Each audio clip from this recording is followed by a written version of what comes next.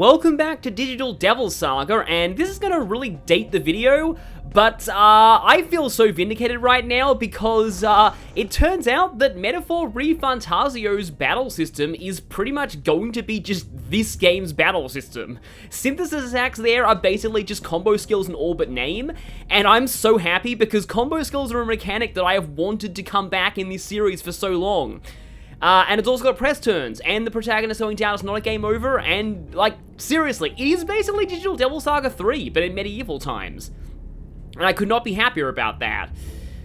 So, as we proceed on to the second floor, because we're finally free from the first floor hell, I'm going to shift around my party a bit, mostly because I don't want heat here. I want Surf, Gale, Argilla. I'm gonna need both fire and ice, but I don't want to have both a fire and an ice weakness in the same party. Because of what we're about to fight, or rather, who we're about to fight. Now, in terms of skills, if I'm having no heat, I think I've learned my lesson from before. I really do not want Taunt here. Any multi-targeting ice and fire attacks, probably not the best, though. Although, come to think of it, Heat does have Void. The problem with the Void shields, though, is you can only have one up at a time, so you can't shut out both Ice and Fire at once.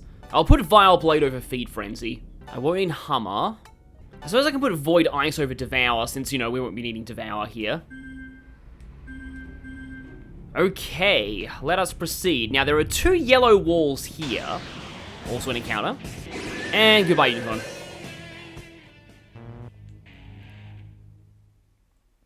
And these yellow walls, let's just say they might not stand for much longer. Yo, fellas! I know you'd show if I waited here, ho! Bat and the boss already flew up top. They had the girl with them when they flew up high. Ho, hee, ho! Hee, ho! Continue listening to the Hip Hop Brothers. Yes.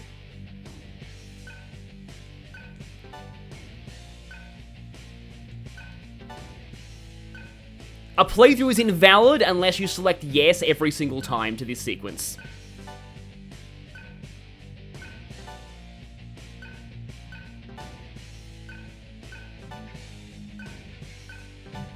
This goes on for quite a while until... Yeah, here we go. Hey, ho, how long are you gonna listen to our raps for free, ho? And yeah, that's, from that point on, it repeats, so yeah.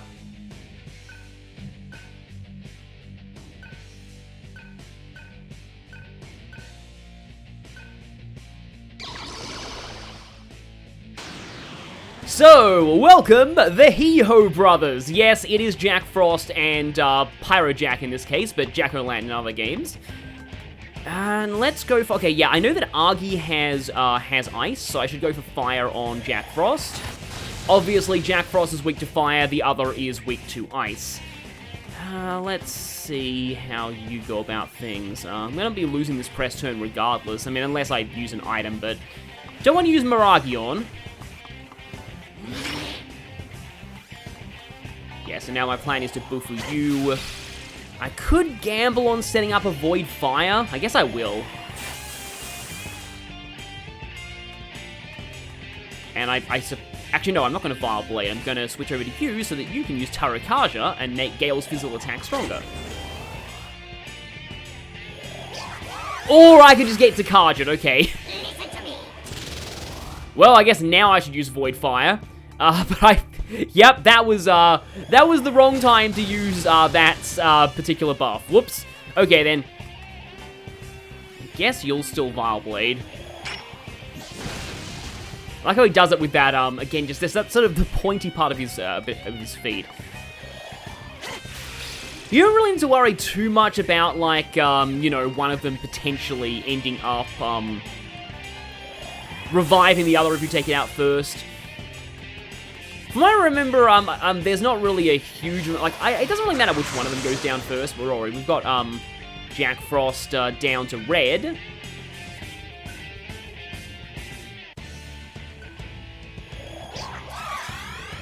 Okay, and you can heal, but we can kind of, get rid of that healing pretty easily thanks to Surf's high magic. Let's just keep focusing you down. I guess I'll still go for the Vile Blade. Yeah, hit twice last time. I actually didn't realize that Vile Blade could hit twice. Yeah, just keeping this rhythm up. I think I'll just go for another fire. Okay, yep, there goes one of them. So that now I can safely use my stronger ice attacks on the other. I'm not actually going to be able to get to that in time, though.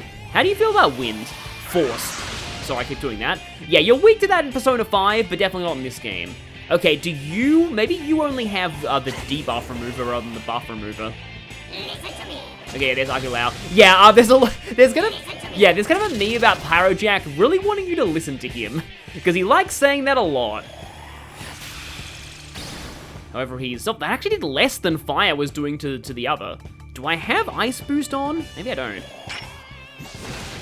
Yeah, I guess at this point I can just keep Tarukajiing. But yeah, only for physical attacks, as you can see here. Okay, he's down to red. I guess a Vile Blade may work. Nope, not quite down yet. Nope, you also Dekaja. Okay, yeah, so, right. I think I read my notes wrong. I thought in my notes I said that they had Dekunda, not Dekaja. But it's not really a super hard fight overall. Yep, and there you go. Sadly, we have defeated the Heho brothers.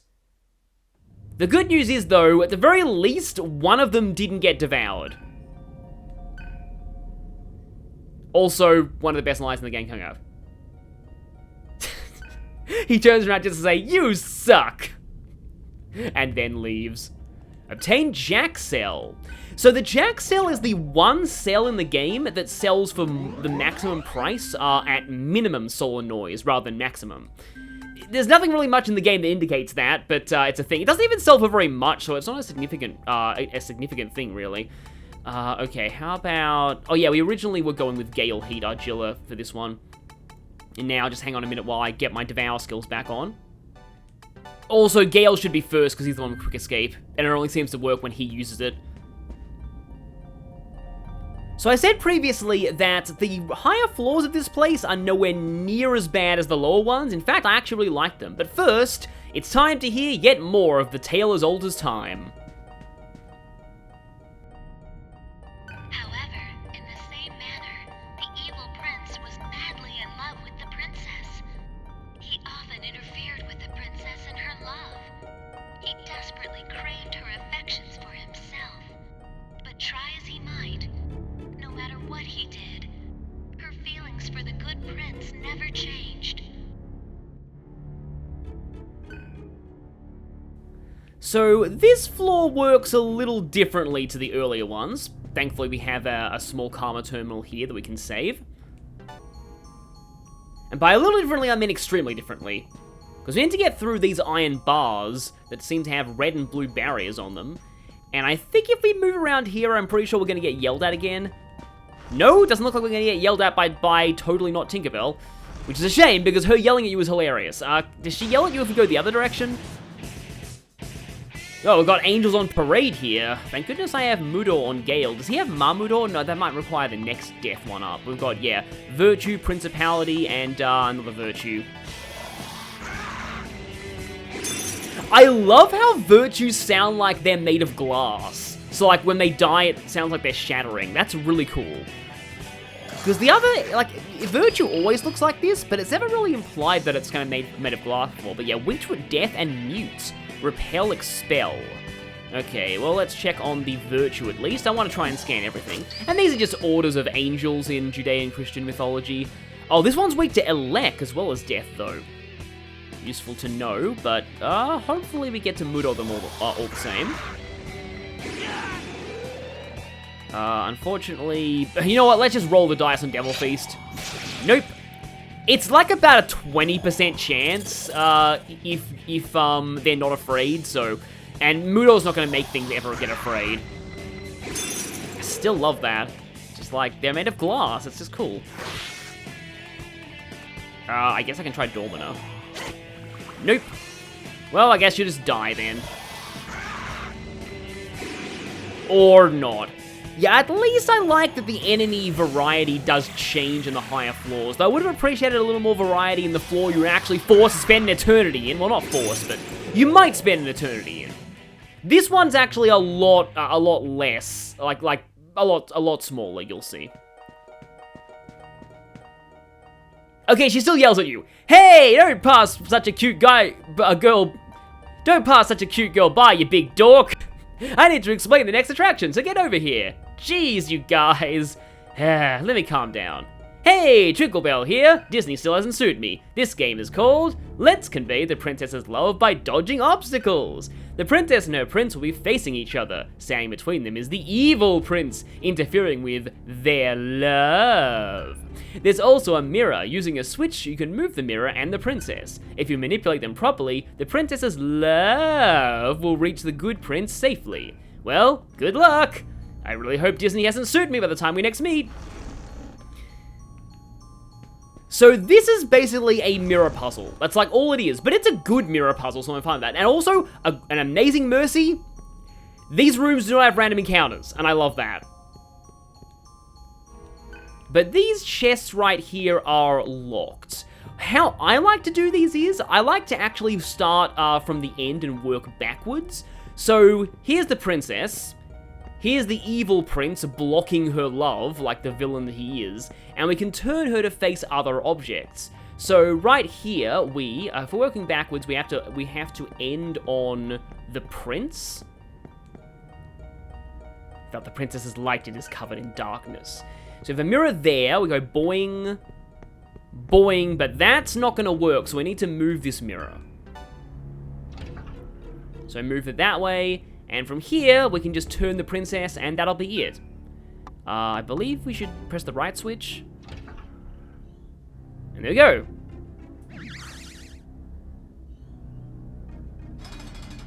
That's already one of the barriers out of the way. And a barrier leading to the next puzzle is opened. Oh, kind traveler, thank you for conveying my love to the prince. To show my appreciation, I will unlock the treasure chest in this room. Oh, my good prince. My love for you grows stronger every day. Get used to that line, you'll be seeing it a lot here. But yeah, you want to check these chests though, because there are some pretty good items in them. For once, we actually have like real treasure chests, rather than just the weird kind of lotus-like objects that inhabit the junk world, which I really like personally. I love the unique design of the chests in this game. And an organic cell. So yeah, we're starting to get up the ranks of the cells. Each one sells for more. Also, there's another mirror down here, but yeah, that mirror wouldn't have led anywhere. That's what happens if you turn the princess to the left. That's just kind of a trap. But okay, let us proceed onwards to the next love puzzle. Oh yeah, Jack Frost are a random encounter now. They're not really that bad, though. Although, I guess I can scan them now. Are you weak to anything besides fire? I kind of doubt it.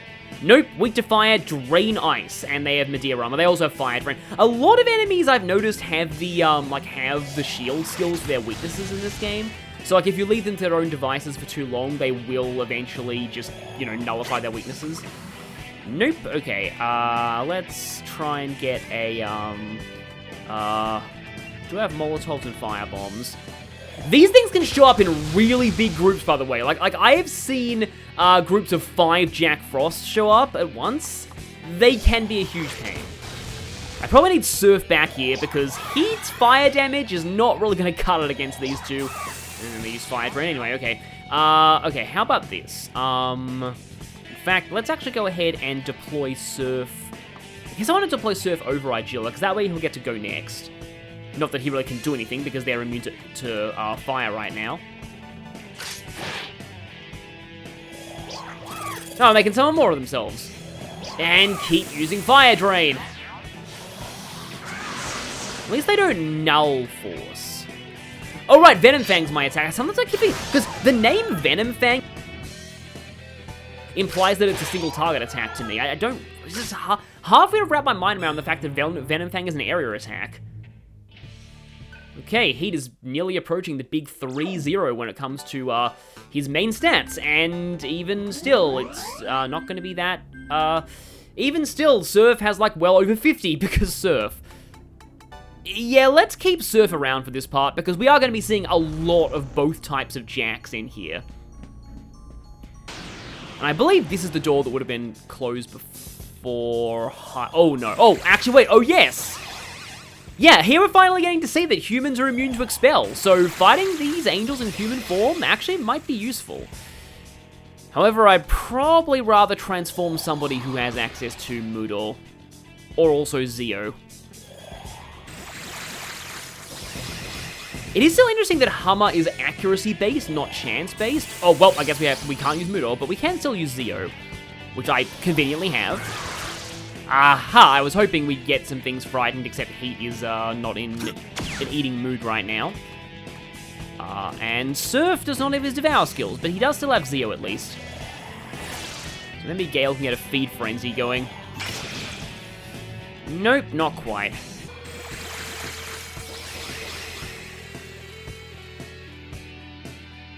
Oh, and they got frightened because they're like, oh no, it's a human!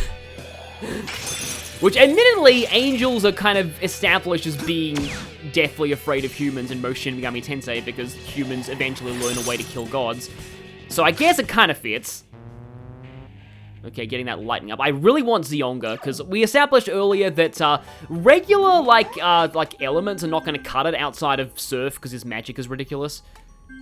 Okay, now you get your Devour skill back. Sometimes it's annoying having to put those skills back on after boss fights. But okay, now we have the princess, and we have the good prince surrounded by a red barrier. But we also have multiple evil princes. He's learned how to clone himself. So obviously the princess's love can't approach from this side. So let's ignore that and instead focus on getting through this way. So firstly, we activate this mirror. So we'll be able to bounce up to here. And this mirror's wrong as well, so let's flip this mirror. So now this mirror will bounce all the way to here, and this is a fixed mirror, which will bounce to here, and this one's also wrong. So there, and now there's the princess, and yeah, see what I mean when I say that, like, I like to work backwards? I feel like that usually is the way that works for this. You can start by activating the princess statue and then gradually turning the mirrors, but I personally like to do it all in one go. You don't get any extra rewards for doing it, I just feel it looks neat that way. And yeah, she's saying the exact same thing, so I'm not going to bother with voicing it. I don't normally like voice dialogue, but I wanted to do it for this place because it's meant to be a cheesy Disneyland kind of thing, so, yeah, it makes sense for them to have stupid voices. But, is there another? Yeah, there's another chest in here. That Quantum Cell, though, reminds me, is that, like, so there is a book, a novelization called Quantum Devil Saga. Oh, and I have a whole bunch of noises that I promised to use earlier that I didn't, so let's go ahead and do that. Gale hasn't actually had a lot of noises. So, you know what? He's gonna get all of them. Because he's been away from... He hasn't been in the party for a while, so he's been missing out on those noises. But yeah, a book called Quantum Devil Saga. So, this game's story, it was originally written by... So, Yu Godai originally wrote this game's story, but they had to quit due to health concerns, and the final story that ended up being this game turned out to be quite different to their original vision.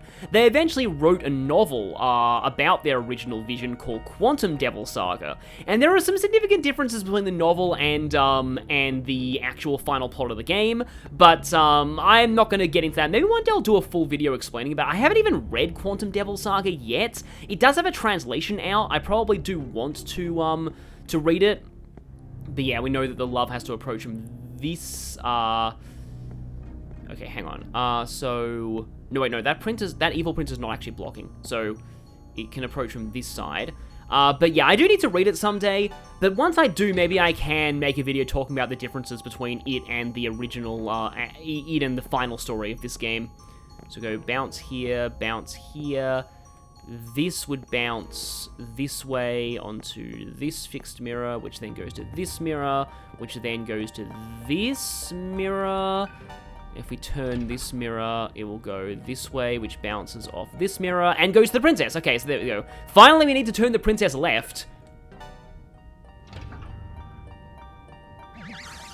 Yeah, this looks really complicated once you've done all the mirrors, but ultimately, it isn't that bad if you work backwards. And yes, you are still saying the exact same thing. So let's pick up these treasure chests. But yeah, if you're interested, and of course, you know, even though the novelization is very different to what the ultimate, like, final game turned out to be, also, by the way, that's a Soma, it fully restores the party's HP and MP, but it's also worth a lot of money if sold. I believe speedruns grab that just to sell it. It's worth that much. Oh, hey, magic noise. You know what? Once again, Gale's gonna get it, because he missed out before. But yeah, you can probably find those translations of those books somewhere if you want to read them. But even though their story is not exactly the same as this game's final story, it probably still contains significant spoilers for this game and the sequel. So I would not recommend it unless you are very familiar with the story of both games already. Okay, well that's 4 Jack Frosts. Still feels really bad to kill them. Also, you know, we can actually canonically find out what Jack Frost tastes like in this game, which I presume they taste like ice cream. Not to, you know, like, it's disturbing to actually headcanon what certain demons taste like, but, like, in my mind, Jack Frost tastes like lemon gelato, which is the only gelato that I have, and it's one of my favorite foods. Because they kind of look like it. And that is actually the entirety of this floor. So, like I said, the first floor is maddeningly long, and every other floor is way simpler. It's really strange. I mean, not so much simpler, because now we have what is clearly the openings of some one-way passages, because when we go in here, we'll hear the next part of the story and get the next puzzle. Also, I love how the music gradually adds more and more instruments the further you go up in this place. Once the princess was captured, it wasn't long before the princes came to the tower. They both meant to rescue the imprisoned damsel. However, the evil prince, in his hatred of the good prince, challenged him to a duel that he might never reach the princess. There, in front of the princess, the two men faced each other, and the duel began. Now this is starting to sound like the opera in Final Fantasy VI. And now you're forced to talk to her, so sadly we can't make her yell at us. Hi there, Twinklebell's back! This game is called Reproduce the Duel by having the princes face each other. A statue of the good prince is on the roller coaster. Move the statue so it faces the evil prince. By the way, the statue of the evil prince is over there. See that cross panel near him? Head towards that. Oh, and before I forget, you can look around the room in zoom mode by moving the right analog stick. Press the circle button to change the view back to normal mode. Well, good luck! Let's just hope Atlas doesn't kill me for breaking the fourth wall. So yeah, the zoom mode is, in my view, not like super useful in here. But yeah, this place looks kind of complicated because the other part of this puzzle is that not only do you have to move the prince statue, you also have to move yourself around these platforms. And there are some switches that change, like, the railings and where these platforms end up going. And I don't just want to get the good prince all the way to the end. I also want to fully explore this area, because there are some items that you can end up getting here. So this right here, once we put the princes in place, we're able to go there, but yeah, nothing much we can do up these stairs just yet, but you might notice there's a whole bunch of other doors around this place, and that's what we're going to be mostly tackling, because there is a very useful item to grab I don't think it's this room, it's in the next room. But there are some other things you can grab. But yeah, by heading up here, now here's something important to note about these platforms. The moment you step off them, they go back down, and so you are stuck committing to whatever direction you put yourself in. But as you can see, there's a red chest over there. Oh no, it's Sarasvati. Remember when I said Tentarafu was a pain? Yeah, it does medium damage and also has a chance of panic. So, yeah, Sarasvatis are very annoying. Also, they have Gale's weakness. In fact, what the heck are you guys even weak to? Let's check with the spyglass. So Sarasvati, I believe, is the consort of Brahman. Kind of a strong mythological figure to be appearing this early. Weak to fire, okay? Repel, expel. Oh, null all ailments. It also has Medea Rama, but yeah, Tentarafu is the main point of annoyance here.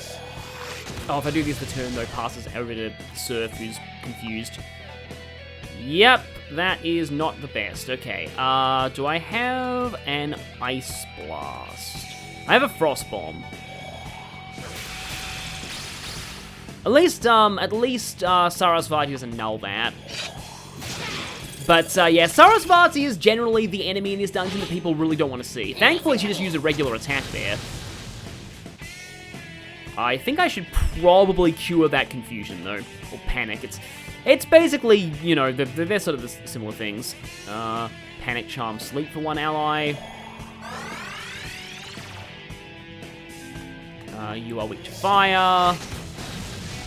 Okay, good, we got the Frighten, and you are weak to ice. So let's put you on ice, and then let's, we might even get multiple hits on it with this. There we go. No stomachache, please. Ah, I shouldn't have said it. Even in death, you confound me, Sarasvati. But we're getting kind of close to Fire Demon. I like how two people working on Earth Temple right now. Which is probably not the best for efficiency's sake, honestly. It's kind of better to diversify your party a lot of the time. Except for certain skills like Debilitate and Salvation, which you do want on everyone. And that's why I have a bajillion dis-aches. But there's also another demon that can potentially show up here that's quite cool. There's a lot of... Oh, right, yeah, this is a trap. I thought it was a little too easy. This is Tao Wu, one of the 4 calamities from Chinese mythology. I believe the... oh, they have Zandyne too. I believe the Treasures of Ruin in Pokemon Scarlet and Violet are based off of the 4 calamities. Now, I want to say these guys are weak to Earth, but I hope I'm not wrong about that. Let me just check my notes again. Tao Wu is indeed weak to Earth, okay. I'm going to actually just pass with you for now. I think Surf had Terra set. Oh, they have high counter, right. Let's not... Oh, well, that's bad. You might notice, though, that, well, because it's not the enemy's turn, they're not really going to gain any press turns out of critting with high counter. But, yeah. So, another thing about the counter skills that, again, this is another thing that, you know, knowledge, the wisdom of the comment section told me, because I didn't actually know this before, is that the counter skills actually stack. And people found that out via human form only challenge runs. So, yeah, basically, if you equip Counter, Counter-Strike, and High Counter, you've got a massive chance of countering any physical attack, which is probably how the challenge run mostly works. Okay, at least one's dead. I do like the noise they make, though. Oh, there's Gale crit animation. For the first time. It's kind of surprising we're only seeing that for the first time now. Fire Demon Miragi and Fire Boost. We are fairly close to a terminal, I think, so I'll be able to grab... Oh yeah, also, whatever item was in that trap chest, you get it dropped out of that fight. So, trap chests aren't completely useless. But I just wasn't paying attention to the result screen there, so I'm not even sure what the item was. Okay, here's the problem with... Is this our first luck noise? It might be. So luck actually, I believe, reduces your chance of getting ambushed by enemies. I think it might also influence your crit rate too, but here's the problem with luck noise. I mean, it's not actually a problem in this run because, I think I'm going to give it to... Heat, maybe? Yeah, so it's not really a problem in this run because our stats are going to reset in New Game Plus anyway, and that's the only way you can fight the Super Boss. But if you're on a New Game Plus run, you might want to avoid using luck noises. Because you actually want to have low luck for the Super Boss. The lower your luck is, the higher your chance of being affected by ailments such as sleep, and you really want to fall asleep for the Super Boss fight. So, having bad luck is... And that's actually why Gale having really low luck is an asset in that fight. Do not want to Devil Feast with Heat because he just maxed his mantra. Yeah, Gale, I believe, has the lowest luck stat of the party. Okay, getting more of that Earth Temple up there, and hey, we can put your magic up to an even 60, at a point where 30 in a stat is considered good. I'll take Argilla back in the party, just to help level her up a little bit. So yeah, all of these are one-way doors, which kinda sucks, but what can you do? It's not nearly as bad as the first floor. Oh hey, the exact same encounter again. Yeah, I could tell that was a stomachache because the screen paused for a little. And this is why Iron Stomach is a really useful skill, but it's just kind of hard to get that on a lot of people. Because it kind of requires you to invest into the physical track of the mantra grid. Oh, why is it that Sarasvatis are always giving me stomachaches, or at least fights that have Sarasvatis? He probably would have mastered lightning if that didn't happen. Yeah, I presume there's not going to be a stomachache equivalent mechanic in, in Metaphor ReFantasio, but it'd be kind of funny if there was one. Oh yeah, because from here we go down these stairs, and this should lead us... Hang on. Oh boy, that's a lot of Pyrojacks. Well, I do have Ice Blast. And now I can Venom Fang to get a double crit. And I killed everything, okay. They don't have a lot of health, at least. It's probably why the game allows them to show up in such big groups. It's funny how I'm actually exploring a little bit of the side of this room just by being, like, alongside its wall rather than actually being in there. Oh, okay. That is Cu Chulainn. However... and he probably needs no introduction. He's a hero from Irish Celtic mythology who wielded the spear Gaia Bolga, I believe. But one aspect of his mythology that not a lot of things reference is the fact that he kind of had a Hulk form, and I know that via overly sarcastic productions. Strong against physical, ice, elect force, weak to poison and nerve, null, expel, and death.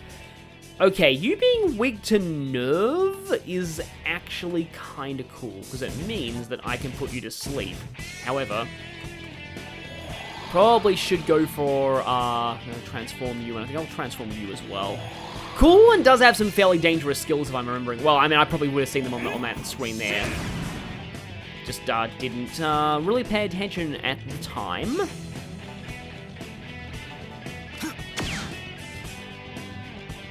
Yeah, the pause there kind of told me he's going to use a counter skill, isn't he? But okay. Yeah, the area of effect status skills do have a less of a chance of working than the single target ones. Well, he's probably dead. That was a very demonic growl for somebody who's technically in human form right now. Okay, well, we did get him to sleep. Which means that your fate is unfortunately not going to be very pleasant. Thankfully, there was no stomachache that time. Getting pretty close to mastering a lot of mantra, though, which is always a good feeling. Recovering HP is not, like, super necessary right now, but yeah, this does get a little annoying having to climb all the way back down here. However, it's not nearly as bad as that first floor. Though, for now, I'm going to actually head down a little bit and just get some new mantras at the Karma Terminal. They sound like Christmas lights breaking. Although, you know, eating something made of glass would be really painful. Okay, we have Earth Temple now. So Argilla now has Terazi and Avalanche, and also Earth Repel. Also Gale leveled up. That's fine. Part of me wants to spin in circles and get some encounters until I max out some more mantras, though. Of course, you're going to set Terazi over regular Terra. Because I can show off Avalanche. Oh, we've got Mavula and Materazi. So we've got a lot more of these Ma combos going now. Because we can show off Terazi. You got a bit of a delay before that big crunchy sound happens. Because that's how you describe it, it's a crunchy sound. I still like the sound effects that Earth skills make. And Argilla has leveled up, but I don't really care about that. I care more about my mantras. And here's Avalanche. Got two of them, nice. Gale has Zionga and Bolt Flare and Elect Repel. And now we just need a little more on Surf's Earth Shrine. And there we go. Same one as Argilla. So now I'm going to do mantras on everyone, and I'm thinking I do actually really need another debuff on somebody. Because I honestly, if I'm going to be continuing to use Taunt, I really need Dekaja, and that's a potential combo skill, but it requires any two debuffs across the party. Okay, so the second Expel would get you Sukunda. So I can take that. Expel resist is a little redundant because you can just go into human form to completely null Expel attacks if you need that.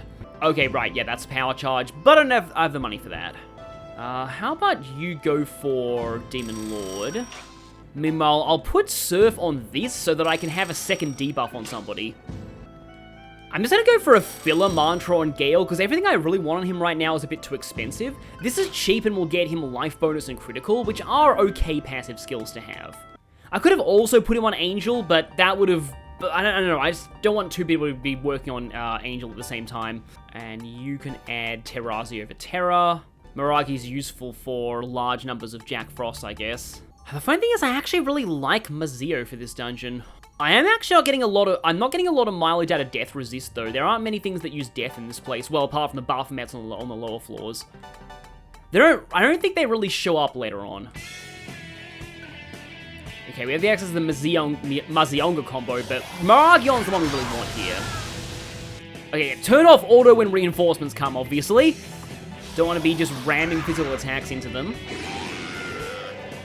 And it'd be even worse if auto was on auto repeat, because then I would have used Miragion, and that would have been really bad for the Pyrojack. Well, really good for the Pyrojack, but you get the idea. Yeah, I'm going to be going through Angel and Rakshas pretty fast. But yeah, now finally we're back to the puzzle. So we know that that one, I believe, was a dead end. This one, though, is going to head a little bit down. Then we have the prince himself over there. I like to activate these one after the other. It's not a particularly difficult puzzle overall. But here, yeah, here we get to this platform, which also leads to nothing but a door. But I want to go through here because, you know, treasures and also getting some more AP from fights. And also mapping out the map. But, you know, it's not like that really matters. I just like to do it because, you know, it's nice to have your map kind of fully mapped out. Oh, what? Oh yeah, Baphomet isn't appear on any of it. I mean, it's not, I don't think Baphomet's pretty common up here, but still. How ironic that we're fighting angels when we have the angel mantra currently being worked on. And this one just gives us Nerve Shot. Okay, that is a new type of ammo. Yeah, Gale's current ammo sucks, so let's just give him something better, just in case he ends up fighting in human form. Which is admittedly not likely from this point on, but still. It is nice to have something that's not like, that doesn't have a bullet power in the 10s. Also, hello there, Red Wall. We'll definitely have to come back for that later. We have the advantage. Proceed. Do I have access to a Mabufula combo? I guess we'll see. I do, okay, good. So, lots and lots of ice crystals. Still nowhere near as cool. Like, most of the animations in this game are ported over from Nocturne, I think. And I do admit that the Zan spells make very good sounding noises, but I do still have a real soft spot for the, oh, this one leads us back, here. For the Bufu animation, the Bufu Dying animation in particular in Persona 3, where it just encases the enemy in a giant block of ice. But okay, we've established that both of these do nothing. So, we should be going for this one then. I like how Surf just crouches down.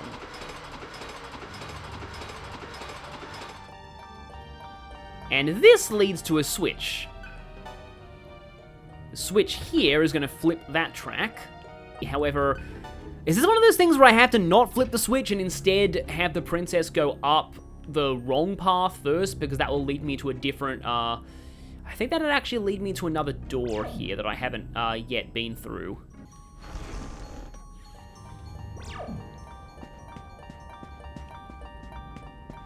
Yeah, just making sure to explore everywhere to get all of the items, and this is a Revival Gem. They are pretty generous with those. They're now just making me think of Revival Jam from Yu-Gi-Oh! I didn't even realize that was like a whole archetype. Oh, hello again. Yeah, I don't really want to bother with you except to just put you to sleep and then Devil Feast. I will Devil Feast on your soul, which is kind of literally what's happening with the animation. Is that going to... No, it's not going to be a max out instantly, but it was almost a max out instantly. And here, this just leads straight back here. Okay, 2 things weak to death and 1 thing that can just be instantly put to sleep and killed. I had a feeling that would happen, though. Oh, the Thoth nulls that. That is important to know. But if I get rid of it with death, I won't need to worry about that anymore. Oh, you're just doing that. Now, in a group like that, yeah, the others can use the rage turns. So it's a little more dangerous in this kind of situation. Because, yeah, the whole party shares press turns. Okay, yeah, thank you for dying. It's a horrible thing to say, but, you know. Oh, the unicorn just immediately blew up too. Also a horrible thing to say. And you have been put to sleep, so now I can devour you while you're asleep. That's also a horrible thing to say. Completing the trinity of horrible things to say. And we have Angel, and now we have Hummer, but more importantly, Tarunda, because if we have Tarunda on one person, and I think it has to be a different debuff on someone else. But that gives us the combo for Dekaja. And you have access to that combo pretty long before you get access to the actual Dekaja, which takes you going through the entire buff chain on the mantra grid. Although, hang on, I want to actually try this. The thing that I read said they can be any two Unda skills. It didn't necessarily say they had to be that they couldn't be the same Unda skill. So let's test this. Dekaja, yeah, they can be the same Unda skill. Good to know. So yeah, now I have access to this as a combo. And now I'm going to see what happens if you put the prince, if you try and activate the prince statue without the right thing in the right place.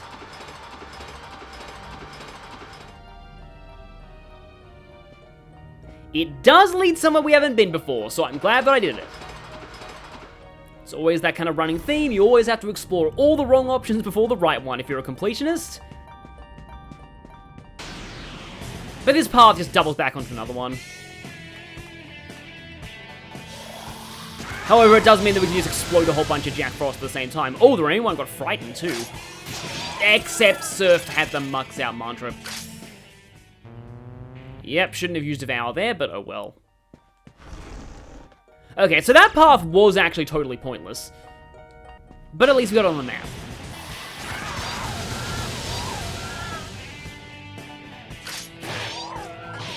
It's funny how some of them don't survive that, and some of them do.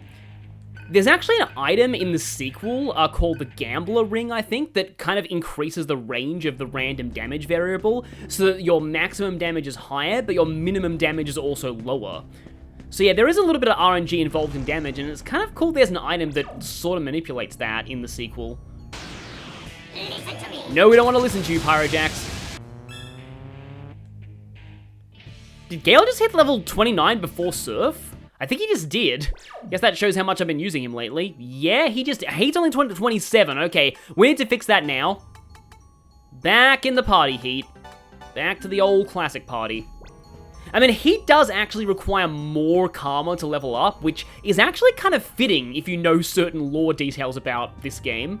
I think I'll take better magic offense on Surf right now. And you know, strangely, more people with debuffs. I mean, not strangely, more people with debuffs is always a good thing in these games. So now we actually solve the puzzle properly, and that is to activate this, flip the track, and then use the Prince statue.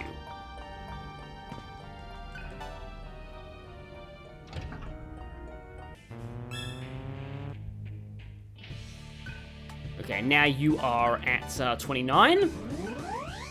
And now we ride the good prince up. That sounds kind of weird when I put it like that. But this should take us right here. It's time for the destined duel. Yeah, I like how the two figures actually just move forward off their spots to face each other. So now the good and evil prince must face each other in ultimate combat. Just like that weird ending of Double Dragon where if you're playing two-player, then you actually have to fight each other. Because they both like the main girl. Once Heat shows Surf how it's done when it comes to devouring, usually it's the other way around. So further and further up these stairs. And encounter. I'm very glad that wasn't a preemptive strike.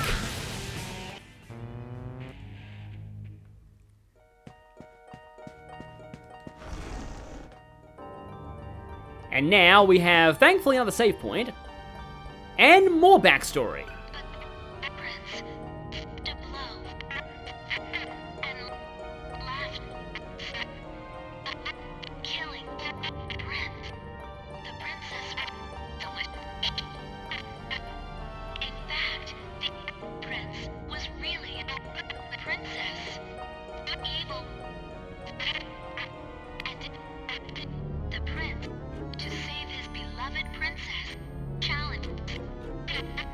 To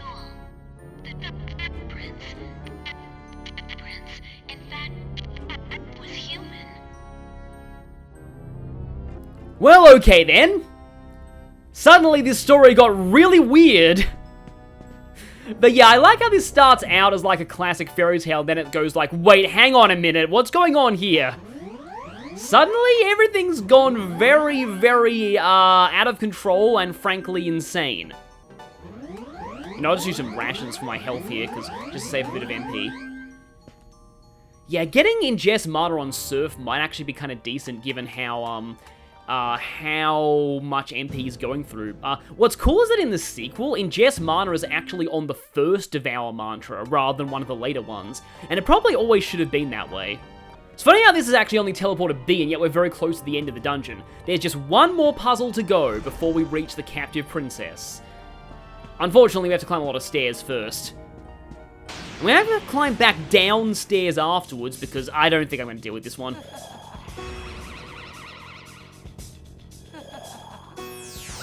Unless everybody gets panicked. Oh, great, that's...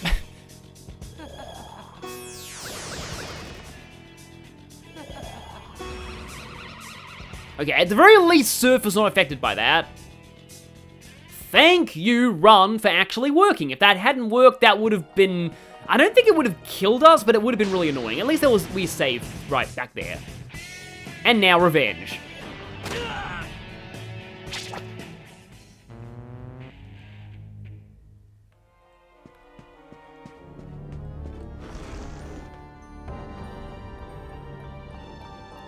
And now suddenly the room looks really dark. The truly good prince was struck by a fatal blow from the truly evil prince. But before he could complete his plan, the princess collapsed in front of the tragically slain body and sank into deep sadness. Her heart was overcome with despair, and that power called forth great destruction. Thusly, the world fell under a terrible darkness. And they all lived happily ever after the end? Yeah, that wasn't the story we signed on for. All of the, like, inscriptions on the sides of the walls, they just kind of reiterate the same story of the good and evil prince that we've already seen so far. But this final floor combines both gimmicks we saw earlier. We have a mirror gimmick and a moving platform gimmick. But here's kind of the jerk move. In order to actually get this puzzle started, we need to examine this. I mean, it is a little obvious that there's a crack here. And for once, Heat being a jerk actually helps us. Because now we actually have a light source to work with. Gale's great. But there are still a few side paths to go through, most notably involving, there's a certain item that I really want to get here, and it's right on that, it's right in that gold chest down there. So yeah, we can move this one, we can move this one, there's quite a few of these platforms we can move. Let's start out with this one. Thankfully, there are no random encounters in this room. Again, I love it when they don't put random encounters in puzzle rooms, in games with random encounters at the very least. So we can head down here, and that leads us to a switch and also a ladder that will take us back up, I think. Oh, also Twinkle Bell's here too. I guess I should talk to Twinkle Bell. Right here we have a mirror that is unchangeable. But in order to get to that, we need to flip a switch to change a track. And I really want to get to that. But first, hi there, Twinkle Bell. Ah, it's finally gotten light again. I was worried it'd stay dark forever. I can't believe it got so dark. That story seemed really happy. The device was working fine before, but you saved me. Thanks bunches. Well, this game is called, I haven't looked at the script in a while, so, sorry. But oh hey, I bet the picture of the princess is the key. That depressing picture wasn't there before. I bet a path will open if you do something with it. This is the last stage, so hang in there. Fight! That would have made a little bit more sense in Japanese, but like fighto is like how you say, you know, go for it. But now, yes, so we've got, that's down here, and now I can press this, which should flip this, yeah. So that splits that track in half, one of them leading to that mirror down there, and the other leading to the chest. Oh, I think I know how you do this. Yeah, right, I've got an idea. So we actually have to move that down from above and then flip the switch to to move it towards that chest. Yeah, that should put it down there. Now, yeah, this is actually sending some light across, but I don't actually want that yet. Firstly, let's flip this.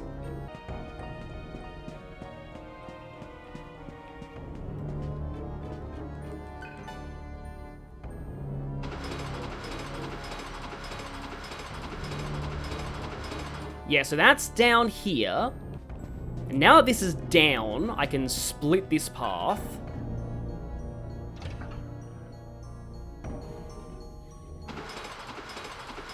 And now this heads to the rare chest, which gives us, it's funny on the side, yellow there, because this is the yellow key.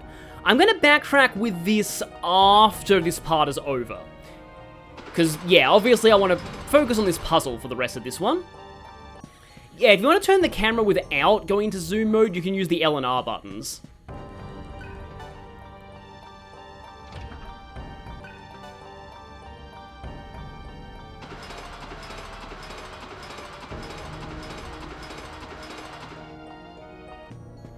And now that I've reset that thing's position back to the top, if I press this switch to split this again, it should now go down from the top to the mirror. There we go. So now this is next to this mirror, so now I can rotate this mirror. And that bounces off of that, which bounces off of that right there, but now that's going into nothing.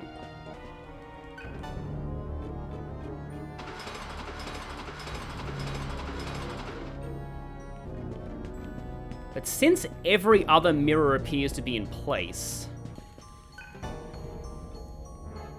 if we flip this one again, and ride this down again, because this mirror is pointing upwards, this should intercept the light beam and point it towards the ceiling where we need it to go.